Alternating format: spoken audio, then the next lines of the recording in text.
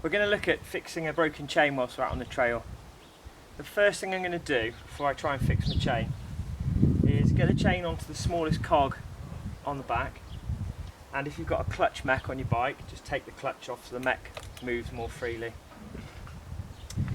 So as we can see, the chain snapped and it's left a male end and a female end. I'm going to put the chain back together with a quick link or a power link, which is the best way to fix a chain if you've got one. You should carry one of these with you on the trail. They are specific to your chain, so you need the right to match the number of cogs you've got on the back. The first thing I need to do is remove the damaged portion of the chain. I'm going to get my chain tool and I need to remove just this part of the link here. Get it in place,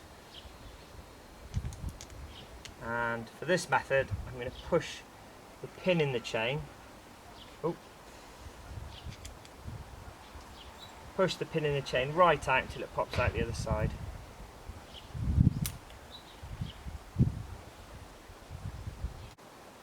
It's definitely worth getting a multi-tool with a really good chain tool on it.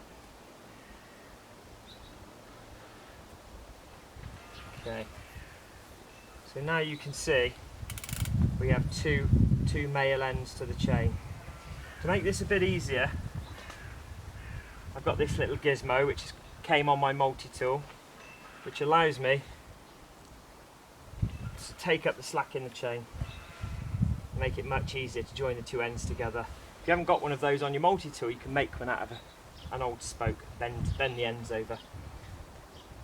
I'm going to pop one part of the quick link or master link on one way, the other one on the other way, and then simply line the holes up, join them together. Can be a little bit fiddly. You just pull them apart there, remove the little tool. Now at the moment it's not quite seated together properly, so you can either do that with a pair of quick link pliers like these ones. You can pop them in and pull them apart.